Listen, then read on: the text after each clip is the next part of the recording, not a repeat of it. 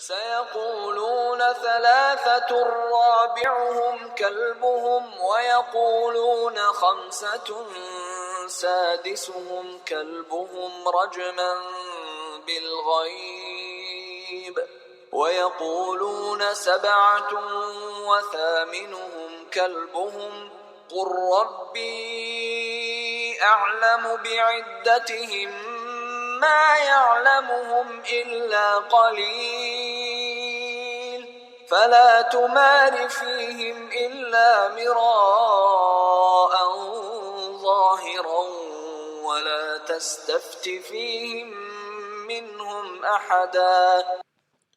Assalamu alaikum warahmatullahi wabarakatuh. Welcome back, dear brothers and sisters. Alhamdulillah, in our previous session we did duals, how to use dual nouns, and we learned about the interrogative article, or you can say come, about how many and how what the noun comes after it. So we're just going to have a quick revision about muthanna, the duals, and what we learned about come. So just look at these sentences. You say hada kitabun. So how do you say for duals? You say hadani kitabani. So you got hada qalamun, we hadani qalamani. So hadihi will becomes hatani. So hadihi mistaratun. So it's a scale. Hadihi mistaratun, hatani mistaratani. Hada talibun. So is it hadani talibani. Hadihi talibatun will be hatani talibatani. So feminine will be hatani and talibatani. So hada rajulu mudarrisun. See, hada mubtada rajulu badal, and we have khabar. So how do we make a dual sentence here? Hadani rajulani mudarrisani. Hada talibun min al-Hind. Hada talibu min al-Hind. So hadani talibani min al-Hind. So how do we use come? So we know after come what comes, a noun is a singular indefinite noun. So but however when we translate as a plural, like come, how many brothers or how many sisters, how many pens we say in English, but in Arabic it will be singular noun indefinite with fatha mansoob. So for example, here you have come ukhtan laka, come qalaman indaka. So another thing to notice here, in classical Arabic, what you see is whenever there's a relationship, when you're asking or interrogating about relations, we use laka, and if it is about objects, we use ainda. So for both means how many do you have. So how many brothers do you have is kam ukhtan laka, and how many pens do you have is kam qalaman indaka. Kam sayyaratan fil jamiati, how many cars in the jamia. Just do some more practice here. Come, so we have to use one word, any word you can say. For example, come kitaban indaka is an object, so inda, so is an object. Come baytan fi qaryatika, qaryati is village, fi qaryatik. Darrajatu is bicycle, so we say come ajalatan, how many wheels for bicycle. So again here come, you can say relationships, come ukhtan or come akhun laka. Come taliban fi faslikum, how many students in your class. Come sariran, how many beds fi ghurfatik, in your room. So that's the how we learned about come and duals. So coming to, so we know the singular and duals. Coming to numbers now. So we're going to learn today how the numbers are said and how the numbers are used in a sentence in Arabic. As in, we know it's quite different, the concepts and how things come together in Arabic. The same will apply to numbers as well. So we will see there's a lot of things going on in numbers. So first of all, let's see how the numbers are said. So واحد اثنان ثلاثة أربعة خمسة ستة سبعة ثمانية تسعة عشرة. So this is 1 to 10. So in this book 1, Dr. Abdul Rahim introduces us to numbers 1 to 10. So we're going to learn number 1 to 10. So let's read again.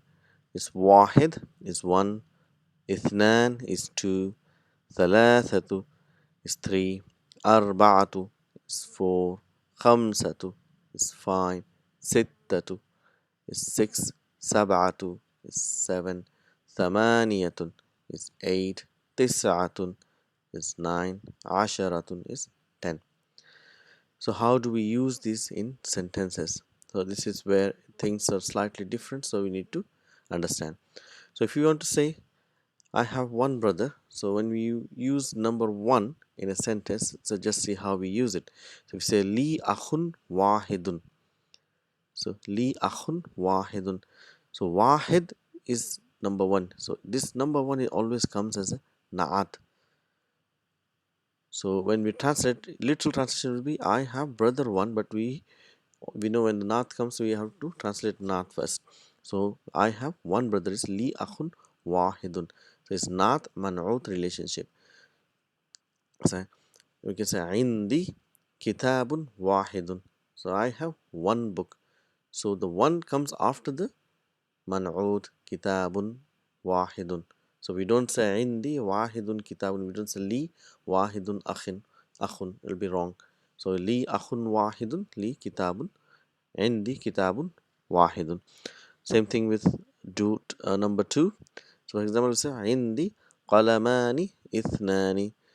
So normally if you just say قلمان, it's understood 2 pens, but when you have to use a number to give more emphasis, so then we have to bring it as a naat. So again here it's a naat man'ut relationships. عندي قلمان اثنان, naat man'ut. So number 1 and number 2. So that's why, previous, if you see here, so we gave different numbers because this 1 and 2, they behave differently. So when these numbers are used, they used as a naat. So but when you see from number 3, the things change. So we have to see what are the things that become change. So number 1 and 2, we have naat man'ud. So when we use, so from number 3, so what we have is mudaf ilayhi relationship. So if we understand mudaf ilayhi, so mudaf cannot have al, cannot have tanween. So the numbers, when we use it in a sentence along with the noun, so they cannot have tanween and they cannot have al, and the noun after it is mudaf ilayhi. So for example, if we say 3 books, so we translate in Arabic in the same way. So we have a number first and then we have got the object, but whereas for number 1 and 2 is the object first and then the number. So we need to remember this. So we say ثلاثة كتب. What do you say? ثلاثة. Why ثلاثة? Because it's becoming mudaf and they cannot have al. So here ثلاثة كتب. So it's a mudaf ilayhi relationship. But there is something more happening here. So there's a lot of more to understand what is here. So here if we say the number is called adad and the thing which is count is called ma'adud. So if we see, we got ta marbuta here. That means we know this is a feminine, but what we have here is a masculine. So this is a unique thing in Arabic where when you count a masculine object, you have to remember this, when you count a masculine object, we use a feminine number. So this is like a magnet, opposite poles attract. So you have to remember that there's always the opposites come together in numbers. Whereas in most of the time we know there's like mubtada, khabar, naat, manut, everything has to match. Whereas when it comes to number, it is opposite. They are magnetic, that's north and south pole, so they come together. So adad, if ma'dud is masculine, then the adad will be feminine. So we're doing masculine nouns in this lesson, so we just stick to that. So that's why we say thalathatu kutubin. We don't say thalatha kutubin, it's thalathatu kutubin. So if it is ma'dud is feminine, then the adad will become masculine. So we'll do it later on, inshallah. So this is the second thing which we need to remember. So what is the other thing? So from 3 we need to remember 3 things. So one is that the relationship is mudaf ilayhi. Second thing is that the ma'dud, if it's masculine, then the adad is feminine. And the third thing is that the ma'dud, the thing which is counted, is jam'u, we always use a plural noun for up to 10. So we're just doing up to 10. So up till 10, we use a plural noun. So that's the three things which we need to remember. Just do some examples.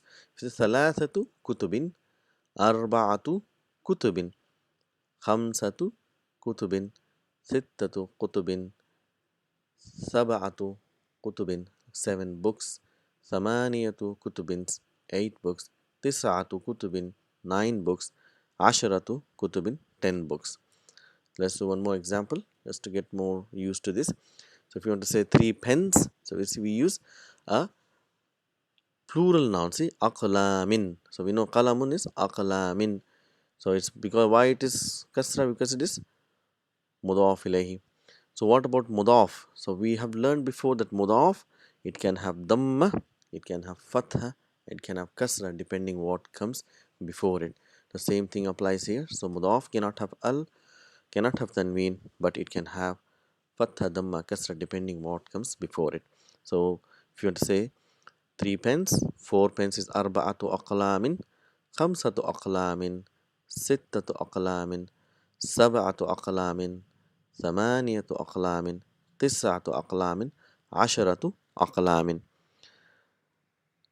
So if you want to say 3 houses, just more example, thalathatu buyutin. So now our plural knowledge will come handy here. So if you know plurals will be quite easy here. Arba'atu buyutin, khamsatu buyutin, sittatu buyutin, sab'atu buyutin, thamaniyatu 8 houses, tis'atu 9 houses, asharatu buyutin 10 houses. So last one we say waladun is singular, boy, awladun is plural. So we have to say salasatu 3 boys, salasatu awladin, arba'atu awladin 4 boys, khamsatu awladin 5 boys, sittatu awladin 6 boys, sab'atu awladin 7 boys, thamaniyatu awladin 8 boys, tis'atu awladin 9 boys, and asharatu awladin is 10 boys. Just see here again. So if it is wahid, it comes as a naat man'ud. So say kitabun wahidun. If it is ithnan, again naat man'ud. So the number will come afterwards, after the noun. Qalamani ithnani. Whereas from number 3, the number comes first, it is mudaf, and the noun comes afterwards, mudaf ilayhi, and the ma'dud is always jam'u, and the ma'dud and adad will be muannas if ma'dud is mudhakkar. So it is opposite way. So these are the 3 things which you need to remember.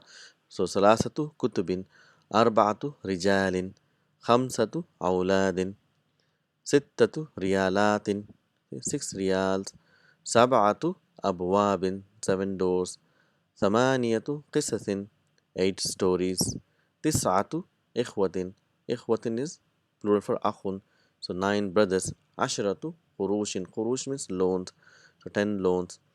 So this is how we use the numbers. So inshallah we'll practice more in our next class. So till then, just remember the concepts. We'll see you again. Assalamu alaikum wa rahmatullahi wa barakatuhu.